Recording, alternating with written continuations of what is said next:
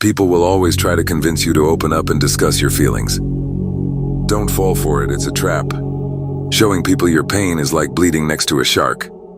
Because the more people see your pain, the more people see openings to hurt you. Although this doesn't happen often, it's very common for people to take satisfaction in seeing you suffer. Some people are just good at hiding their motives very well. Just think about it. How many times have you opened up to people? Now think about how many of those people put an arm around you and said everything would be okay, and they will be there for you.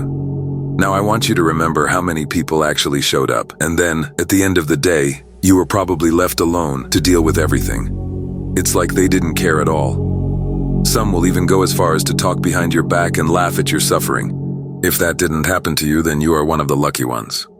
You may wonder, why would someone be so cruel, especially if they are supposed to be your friend? The answer is simple. These type of people like to feel superior. When people are in pain or overwhelmed by life, they take pleasure in it.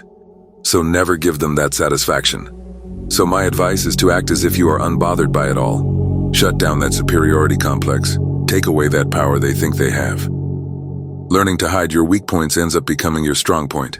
That is a fact. In this video, we will go over multiple ways to become unbothered in today's world. Lesson 1.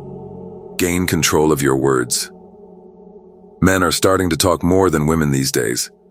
A lot of it has to do with trying to cover up their weaknesses. They ramble and talk for long periods of time to try and convince others they are strong and confident, hoping no one sees their insecurities. Always remember, the loudest in the room is usually the weakest. Someone who talks too much about themselves are usually trying to hide their insecurities. Real men can see right through that. A king never has to tell people they are a king. The man who remains silent is the hardest to read, and therefore poses the biggest threat. On the other hand, a silent man comes across as unbothered by what's going on. They look sure of themselves and worry-free, and someone you should not mess with. And when that person does speak, people listen. Those types of men are rare, because people in general crave attention. People get carried away with that attention and tend to reveal too much. What you say about yourself can be the difference in how someone sizes you up. Learning to control your words can open endless possibilities. Controlling it is very simple. You do it by becoming silent. Even if you have a lot on your mind and it takes everything in you to keep it to yourself, remain silent about it, whether you're comfortable with it or not. Remember to always think twice before you speak, and only speak when you know your words will have the most impact. Lesson 2. Surround yourself with like-minded people. This will relate to a video I already made about assembling a good team of brothers. The bottom line is that no matter what problem you have, it's better to face them with good company. When you have a close circle of friends, you can take on the world. Just make sure the people around you are as solid as you are. Not just people who have your back, but people you can open up to and have real meaningful conversations with, and they won't judge you for it. So to the rest of the world, you are to remain unbothered and in total control, but have that group of friends you can lean on when you need someone to hear you out. Lesson 3. Learn what true wealth is. We live in a time when people are chasing wealth more than people ever have before. But true wealth comes from being contemptuous of oneself. There are a few ways to appreciate what you have now over the things you desire. The first way is to show gratitude. It is only when we begin to appreciate the small things in life that we can begin to learn what truly is valuable. There is so much we take for granted in the pursuit of more. All the tiny things we overlook because our ambition is too big. If you stop and look around you and thank God for what you have already, you will see more of the blessings you already have.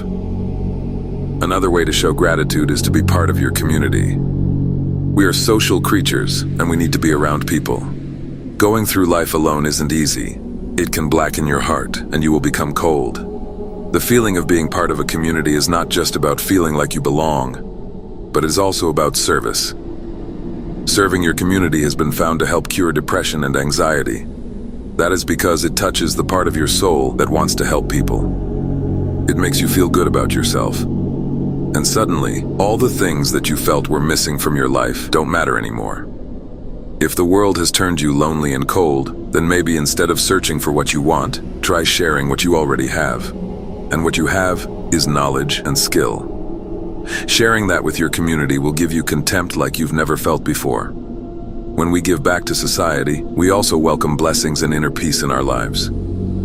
So, here's the deal. I made this video to teach you the importance of appearing unbothered by life. But let me let you in on a secret. Once you enact the lessons I have presented to you today into your daily life, you won't have to act as if you're unbothered. Because you will actually become unbothered by life. Because nothing can compare to the feeling you get when you know your self-worth.